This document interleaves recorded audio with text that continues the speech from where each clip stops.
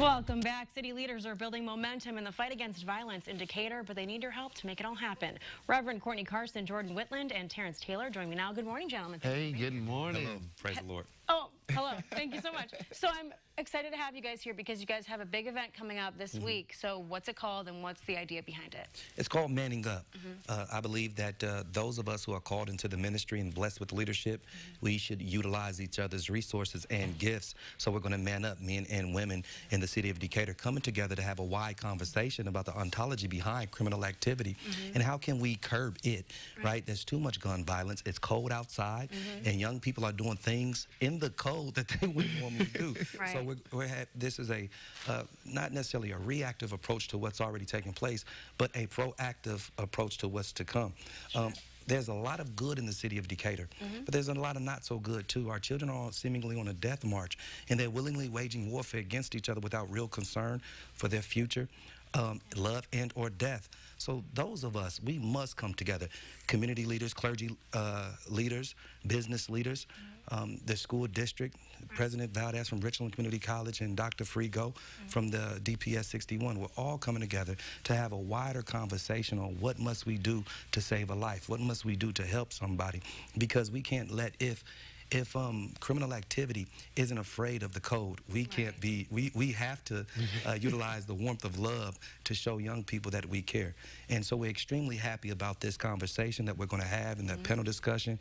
We'll have Dr. Bailey come speak as a keynote about the psychology behind what's taking place in a young person's heart. And then Mark Vargas, who's a Washington Examiner contributor, he'll come down and speak to the criminal justice aspect of what's taking place. And then we have business and business leaders that's going to come say, hey, if you all want a job on this particular day, you have opportunity with us right now. Whether it's welding or the manufacture or the fabrication of welding, and the Teamsters is going to bring some laboring jobs.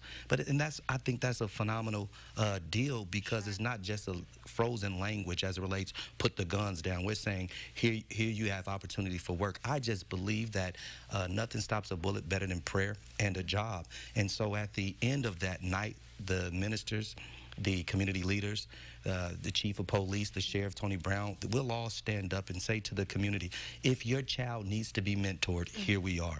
So not just the mentorship, the job and the hope will be restored. And if young people can't, or individuals cannot, do not qualify for the welding jobs, then Richland Community College has programs that will pay an individual $10 an hour to get that particular training so that they qualify for the job. So you mentioned jobs a lot here. Jordan, can you kind of talk more about that with us? Yeah, it's a really fun time to be of working age. The economy is strong. There are jobs everywhere. I don't talk to many people in trades that aren't really looking for new hires. You know, my business, Certified Tank Manufacturing in Springfield, Illinois, my customers, all of us need workers. We need bodies that can come in, show up, do work, build a product that we can sell. And it's tough to fill those jobs right now. So partnering with the colleges like Richland to get young men trained up, build skills, and then when they come into the employer's space, and it's our job to continue that mentorship. They may be mentored in high school, through the trade school, and then at work, the older guys need to mentor the young guys. And we offer additional training on the job to really just hone those skills and build careers. So this is a good opportunity for people. And, you know, Terrence, why is it so important to help the youth there, too? Because it all starts when people are young. Oh, it definitely does. I started in my career in radio and with the school district. Well, I started in radio super young at age 15.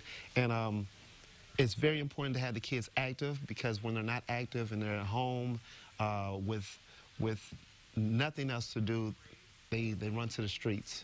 And with this, we give them options. A lot of kids don't have hope or options. And with the actions that we're taking, it will show the kids that they have options instead of running to the streets.